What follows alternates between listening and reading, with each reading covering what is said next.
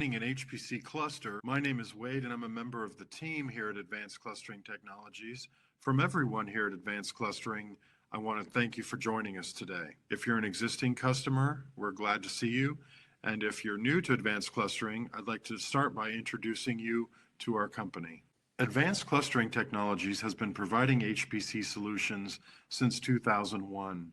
We are based in Kansas City, Missouri. We have worked with hundreds of universities, government agencies, national laboratories, and corporations to build HPC solutions. We offer on-demand and on-premises solutions. We can help with every phase of the process, from acquisition through grant writing and RFP publishing, all the way to configuring and building the system and on to installation and deployment. We typically build systems within the range of $50,000 to $1 million.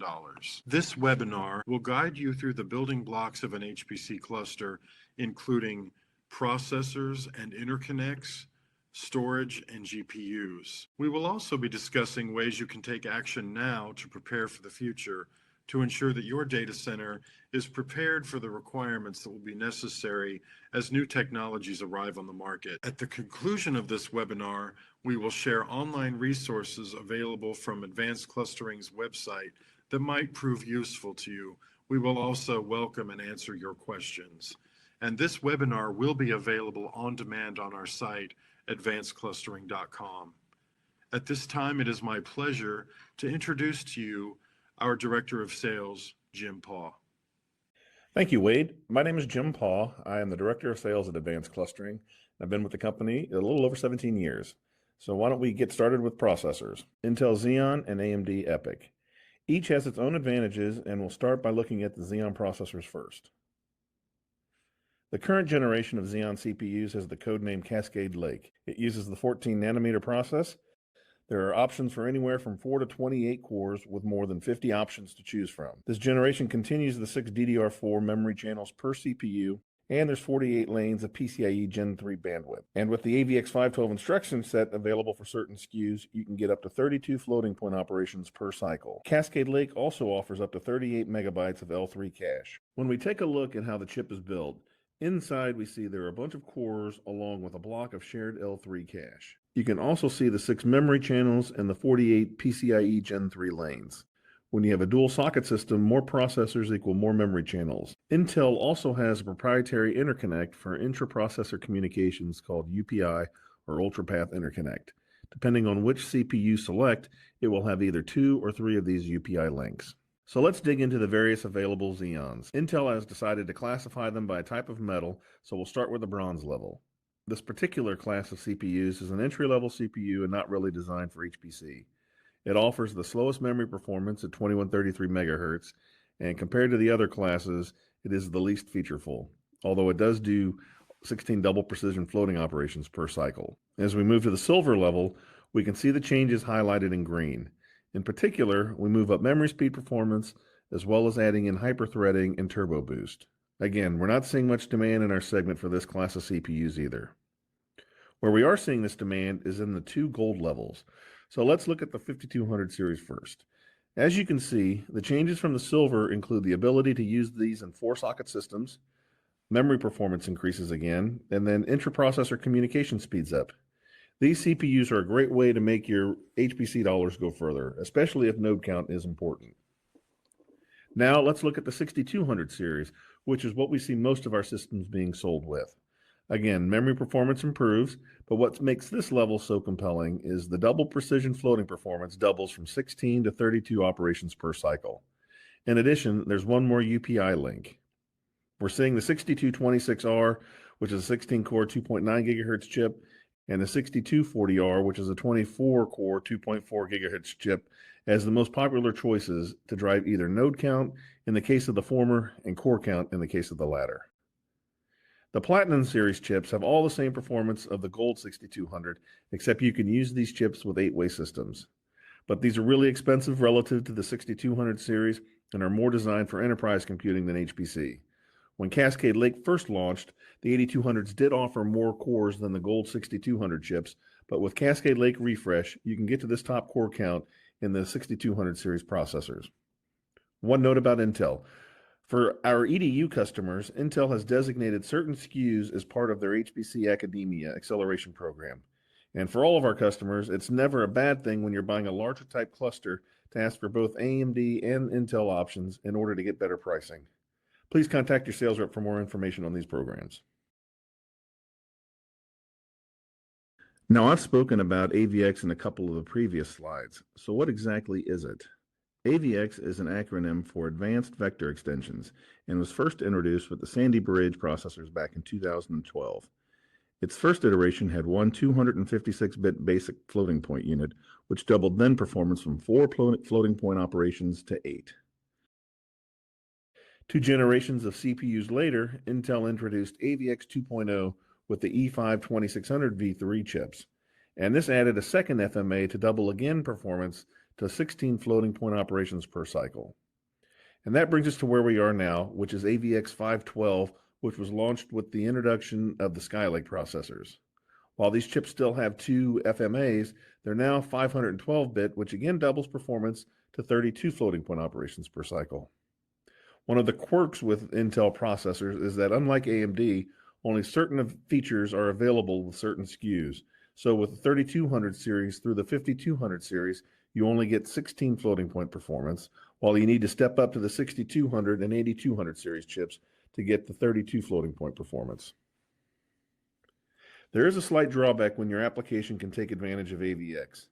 Certain high power instructions get run on the CPU, and this can cause the power control unit, or PCU, to increase the voltage. With this increased voltage, the CPU can now be drawing more TDP, so frequency is reduced to stay within TDP limits. What is TDP? Well, it stands for thermal design power. It's the maximum amount of heat generated by a CPU that the cooling system in a computer is designed to dissipate under any workload. Now, once the last high power instruction completes, the voltage will be reduced to non-AVX levels and TDP speeds will resume. Now, highly optimized AVX workloads like LINPACK will be more likely to operate at a reduced frequency. So let's look at an example of this. The Xeon Gold 6240 has a frequency of 2.6 gigahertz when all of its cores are not using AVX. But when all of those same cores use the AVX 2.0 instruction set, frequency is reduced to 2 gigahertz, and it's further reduced to 1.6 gigahertz when AVX 512 are in use. Now let's take a look at calculating teraflops, and we'll continue our example with the 6240 CPU. The theoretical, or TDP, performance is calculated by multiplying the clock speed by the core count by the number of floating point operations. This gives you 748.8 gigaflops, or roughly 1.5 teraflops for a dual socket system. Now, if we take into account AVX 512, you can see that while clock frequency decreases, performance actually increases. In this case, about a 9.5% increase from 1.5 teraflops to a little over 1.6 teraflops. And I'll say this again, these are theoretical numbers. Performance depends on the software you're running. So you're now asking, what speed is my CPU? Well, as frustrating as this answer can be, it depends on the application. But factors affecting frequency include temperature of CPU, power consumption, number of active compute cores, and the use of high power instructions. In summary, heavy AVX usage equals lower frequency to stay within the TDP. Now, let's take a look at AMD processors. The current generation is codenamed Rome. It uses a combination of both the 7 and 14 nanometer processes, which we'll get into shortly. The SKU stack starts at 8 cores and moves up to 64. These CPUs have 8 DDR4 memory channels, and you can populate 2 DIMMs per channel, so you can get up to 16 DIMMs per socket. You also get 128 lanes of PCIe Gen 4 bandwidth, and Rome increases the number of floating point operations from 8 to 16 from previous generations.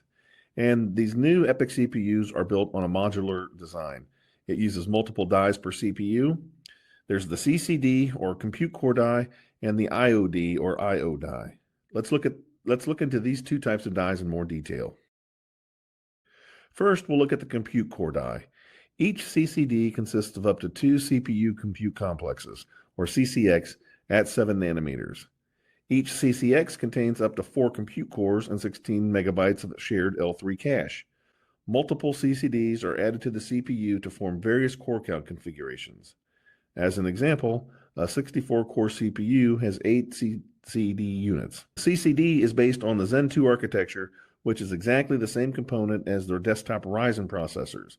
This helps explain AMD's gain in market share, as there's only one component to manufacture, so this shrinks time to market on new technologies. Now let's look at the I/O die, or IOD. This provides memory and I/O functionality, such as the PCIe, SATA, and USB.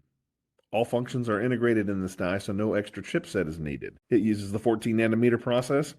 It gives 8 memory channels at 3200 megahertz and 2 DIMMs per channel, and it also provides 128 lanes PCIe Gen 4. And let's take a look at this visually. Here's a picture of what a Rome CPU looks like. There are 8 individual CCDs at 7 nanometer, one I/O die at 14 nanometer in the middle. Now with AMD, single socket systems become more viable due to their high core counts and memory performance. Single socket systems are less expensive than dual socket systems without compromising performance. Single socket offers better performance in box, as there is no latency issue due to CPU intercommunications. Single socket systems have reduced power and cooling requirements. And single socket EPYC SKUs that end in the letter P and are only supported on single socket systems are available at lower cost than their dual socket equivalents. So let's take a look at the AMD chip in a little more detail. You can see the CCDs and IOD along with the 8 DIMM channels as well, and you can also see the 128 PCIe Gen 4 lanes. In a 2-socket system, we see the additional memory channels and PCIe lanes. We also see that the CPUs communicate via AMD's Infinity Fabric, which uses 64 lanes as the interconnect.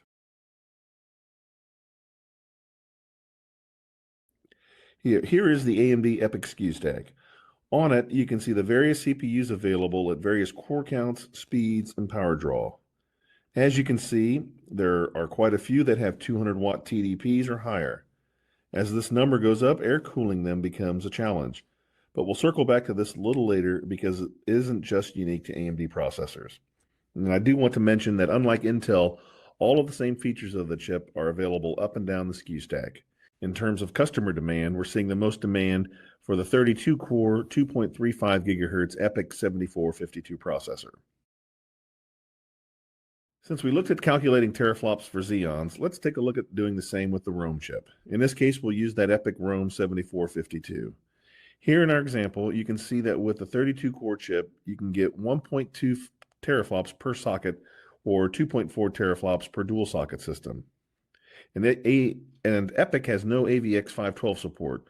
So unlike Intel, there are no frequency reductions when using AVX2 instructions. Now that we have gone through both processors, let's ask the following. First, why choose Intel? Well, there's better per core performance. There's the AVX 512 instruction set for applications that can use them, which gives you the 32 floating point operations per cycle. And Intel also has the more established ecosystem. There are more system options and choices for storage and GPU nodes, for example. Then there's the Intel compilers and math kernel library. And most commercial codes are optimized for Intel. Finally, Intel systems have slightly less power consumption per node. And now, why choose AMD? There are more cores per system, so if your code scales well, AMD is a good choice. There's a viable and cost-effective single-socket solution.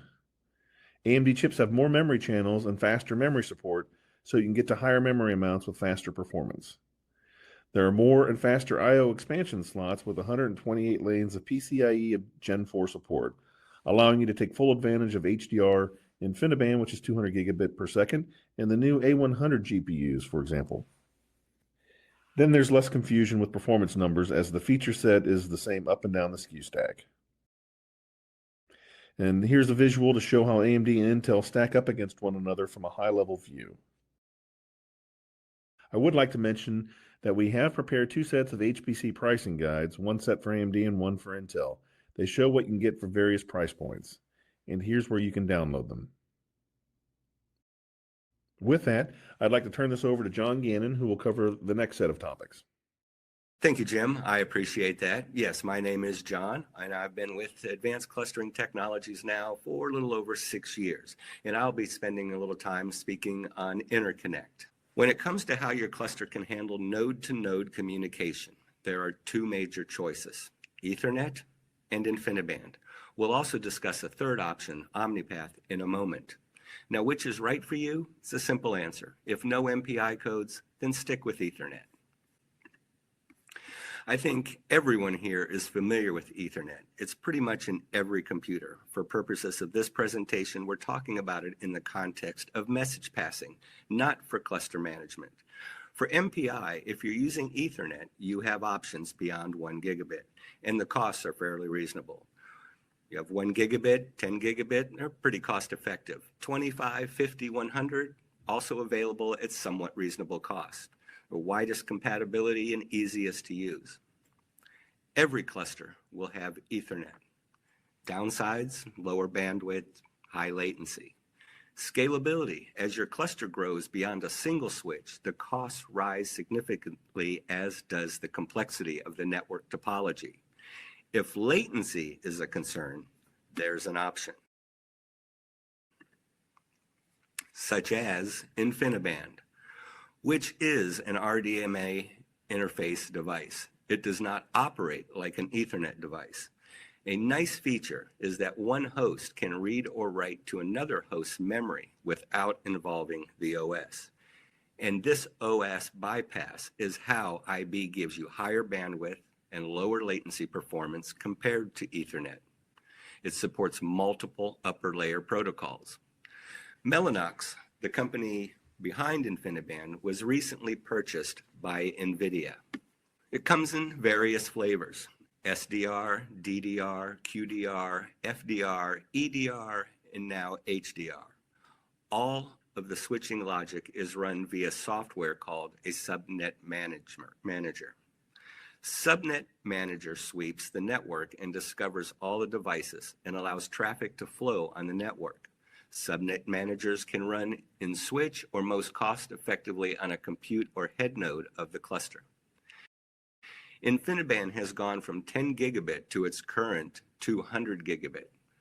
And one of the features of the new HDR 200 gigabit switches is that each port can be split into two 100 gigabit connections, giving you up to 80 100 gigabit ports in a single HDR switch. An advantage, you can use old switches, but know that they'll only run at the lower speed. It is important to look at PCI speeds with InfiniBand. Bus speeds and PCI lanes are limiting factor of IB performance. Servers usually only have 16x PCIe slots. HDR 200 requires PCIe Gen 4. And at this time, the AMD platform is the only available architecture that can use HDR 200 cards and switches. PCIe Gen 4 will be available from Intel early next year. We expect Q1, Q2. When looking at PCIe Gen 3, it doesn't make sense to go higher than the HDR 100. InfiniBand networks are highly scalable. Scale switches, 36 or 40 port, can be connected with multiple links to grow your network. Keep in mind, location and rack layout are very important for IB cabling. Cabling is a challenge. Large, inflexible cables with QSFP connectors. Copper cables are limited to 2 to 3 meters. Beyond 2 to 3 meters, fiber cables will be required for cabling. And compared to the shorter copper cables, fiber can be very costly. The next few slides show some examples of an InfiniBand network with various amounts of nodes and subscription rates. Now in this slide here you see 36 nodes connected to one 36-port switch, a fairly simple network. Now things get a little bit more complicated. This is a diagram of how you build out an IB fat tree network when you grow beyond one switch. In this case, the subscription rate is 1-to-1 with 72 nodes. In this example, there are 4 leaf switches connected to 2 spine switches, giving you 72 available ports at wire speed or full bandwidth. Now on this next slide, this is the same quantity of nodes as the previous slide, but in a 2-to-1 oversubscribed fabric. Here, we're able to save the cost of 2 switches, which is no small amount, at roughly $10,000 per switch. Why oversubscribe? Well, fewer switches, fewer cables equals lower cost. And most parallel applications don't need 100 gigabit bandwidth per node. Latency is more important, and very little impact caused by oversubscription. You can still run one-to-one if you use all nodes on the same switch. And with Slurm, there's an interconnect plugin to facilitate this. Users can request how many switches their job can span. In 2016, Intel decided to make its own cluster interconnect called Omni-Path. Similar in concept to InfiniBand, it uses 48-port switches. It runs at 100 gigabit. And Intel has stopped developing future versions of Omni-Path and 100 gigabit equipment. Omni-Path may rise again, as Intel recently sold it to Cornelius Networks. We're looking forward to what the future holds for Omni-Path. And now, Mike Burns will talk about storage and GPUs. Thanks, John. My name's Mike Burns, and I'm going to get it started off with storage. The storage component is more than just where data resides. It impacts the user experience and performance of a cluster. The overall goals and expectations need to be taken into consideration in order to design the correct solution. Storage could easily be a multi-hour-long presentation, but not today. Instead, we're going to focus on the 2 most popular ways to approach cluster storage, NFS and parallel file systems. The most common setup we see is the NFS server. Typically, in smaller clusters where you don't have high I/O demands, an NFS-based solution is a good, cost-effective option. It's a flexible solution that can be done over Ethernet or InfiniBand. Some of the things to consider with an NFS solution is that performance is tied to one storage server, which limits capacity and I/O operations. When it comes to growing your storage capacity, the complexity of managing it becomes more difficult due to the multiple namespaces that will be created as you add capacity. A parallel file system is made up of multiple storage servers into a single file system, which provides better I/O performance, increased storage capacity, and easy scalability. It is a more expensive solution as you have to buy more hardware in order to get this performance. No matter what parallel file system you use, they all work roughly the same way. A management component watches state and keeps track of services, and a file is broken into multiple pieces and sent across multiple RAID sets, providing performance and redundancy. Metadata is an important aspect of building a parallel file system. It contains all the information about a file so the data can be accessed quickly. The volume of the metadata layer is based on what the final overall file system size is expected to be and must be addressed with the initial deployment in order to grow the system down the road. While parallel file systems are great, they are complicated and expensive, both in terms of money and personnel. We've highlighted some of the things driving the higher costs of a parallel file system, such as needing multiple servers, a lot more drives, and licensing and support costs. Another important aspect and an ever-growing segment of HPC is the use of GPUs. Understanding how your application utilizes the GPU is key in deciding which product to use. The Tesla A100 is ideal for all aspects of machine learning and artificial intelligence applications and supports both single and double precision. The Tesla T4 is optimized for mainstream computing and excels at inference, while the Quadro series is perfect for intense simulation and rendering, as well as computation. Both the Tesla T4 and Quadro series support single precision. Depending on what you're doing and budget, there are some great options, but one of them is not GeForce cards. We are often asked, if I'm only using single precision, why can't we use GeForce cards? Well, they do not have ECC memory, there's no GPU direct RDMA, and there are no management features either. The cooling systems on GeForce cards was designed for a consumer desktop environment. not for server rack mount enclosures. And data center deployments are not covered by the GeForce EULA warranty. These products have a very short life cycle as well.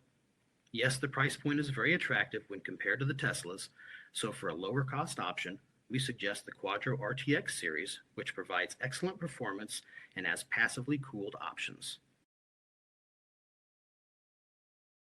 In the Tesla A100 series, there are two options, PCIe and SXM with NVLink. While both require a system designed for GPUs, the requirements for SXM with NVLink are even more specialized due to their design and function. Here's an example showing the operation of a PCIe-based system and one with NVLink. On the left, we see a dual processor system with 4 PCIe GPUs. CPU 0 and CPU 1 both have 2 GPUs attached via its PCIe bus.